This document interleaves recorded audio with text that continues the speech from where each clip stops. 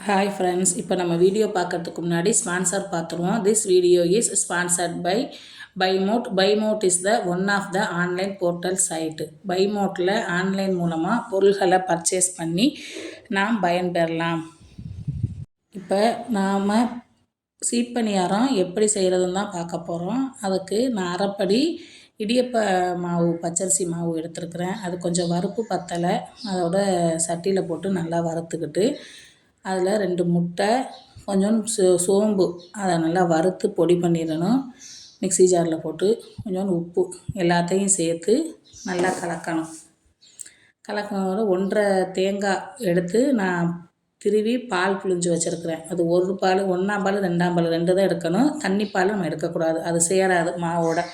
இதுவே சரியாக இருக்கும். அந்த பாலை ஊற்றி கொஞ்சம் கொஞ்சமாக பிணையணும்.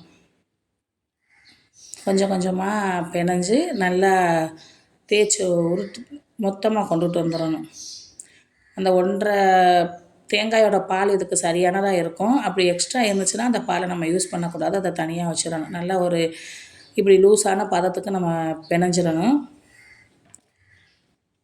பிணைஞ்சிட்டு நல்லா அழுத்தி பிணைஞ்சிடணும். பிணைஞ்சிட்டு கொஞ்சம் நேரம் 10 நிமிஷம் ஊற வச்சிடணும். ஊற வச்சுட்டு சின்ன சின்ன உருண்டையெல்லாம் நமக்கு எவ்வளோ சைஸு வேணுமோ அந்த அளவுக்கு, நமக்கு எவ்வளோக்கு தட்ட முடியுமோ அந்த சைஸு வருமோ அந்த அளவுக்கு நம்ம தட்டிக்கலாம். எனக்கு சின்ன சின்னதாக தான் தட்ட வரும். உள்ளங்கையில் எடுத்து உருண்டையை வச்சுட்டு தட்டி நடு ஆள்காட்டி விரல் இருக்குல்ல, அதை அந்த உள்ளே அந்த தட்டுனோம்ல அதில் வச்சு அதை அப்படி மடித்து சுருட்டி இப்படி கவுத்தி வச்சிடணும் ஒரு தட்டில். அதை பாருங்களேன், நல்லா உள்ளங்கையை கீழே வச்சு நல்லா தட்டணும். தட்டுனா நல்லா தட்ட வரும். சில பேருக்கு நல்லா பெருசாக உருண்டை எடுத்து நல்லா தட்ட வரும். எனக்கு இந்த அளவுக்கு தான் வரும். அது நடுவில் அந்த ஆள்காட்டி வரல உள்ளக்க விட்டு அதை மடிச்சிடணும்.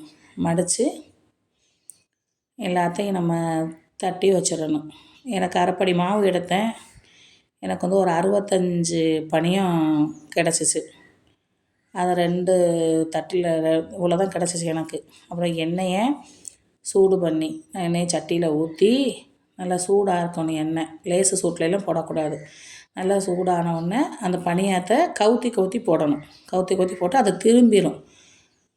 கவுத்தி போடும்போது அது தன்னால் திரும்பிடும். இது எங்கள் ஊரில் அந்த கல்யாணங்களுக்கெலாம் வந்து கல்யாணத்துக்கு மாப்பிள்ளை வீட்டுக்கு பெண் வீட்டில் வந்து கொடுப்பாங்க. ஆனால் இப்போ யாரும் இது கொடுக்குறதில்ல. ஏன்னா இது செய்கிறது வேலை கொஞ்சம் கடினம்தான். இது பாரம்பரியமான சீப்பனியம். எங்கள் இதில் இது செய்வாங்க. ஆனால் இப்போ நம்ம செய்கிறது இல்லை. பெருநாளைக்கெலாம், நோம்பு பெருநாள், ஹஜ்ஜு பெருநாளைக்கெலாம் நாங்கள் இது தான் செய்வோம். அப்படி கொஞ்சம் நல்லா பொரிஞ்சிடும் பாருங்களேன். நல்லா பொரிஞ்சோன்னா ரொம்ப கருக விட்டுறக்கூடாது. ஒரு இளம் பதத்தில் எடுத்துட்டால் அந்த சூட்லேயே அது முருகிடும். அந்த சூட்லேயே அது வந்து தன்னால் முருகிடும். ரொம்ப கருக விட்டோம்னா கருகிரும். அந்த சூட்டில் நல்லா கருகிரும். கருகின வாடை அடிக்கும். இப்படி ஒரு இளம்பதமாக எடுத்துட்டாலே நம்ம கரெக்டான மாவு பதம் பிணைஞ்சிருந்தோம்னா அது வந்து நல்லா சூடாக நம்மளுக்கு அந்த சூட்லேயே அது நல்லா முருகி மொறுன்னு கிடைக்கும். எல்லாத்தையும் ஒன்று ஒன்றா போட்டு எடுத்து வேற ஒரு பாத்திரத்துக்கு மாற்றி வச்சுருங்க. இதெல்லாம் பாரம்பரியமாக அந்த காலத்துலேருந்து செஞ்சுட்டு வந்த பணியம். ஆனால் இப்போ நிறைய பேர் நம்ம செய்கிறது இல்லை. கொஞ்சம் கொஞ்சமாக அதையெல்லாம் விட்டுறாமல் கொஞ்சமாக இப்படி அளவாக மாவு எடுத்து செஞ்சு பார்த்துக்கிட்டோம்னா பிள்ளைகளும் நல்லா விரும்பி சாப்பிடுவாங்க. நல்லா மொறுண்டு சீப்பனியம் கிடச்சிருச்சு. இந்த பாருங்கள் அது சத்தத்தை நான் உடச்சி காட்டுறேன். எவ்வளோ கருகருன்னு வந்திருக்குன்னு பாருங்கள்.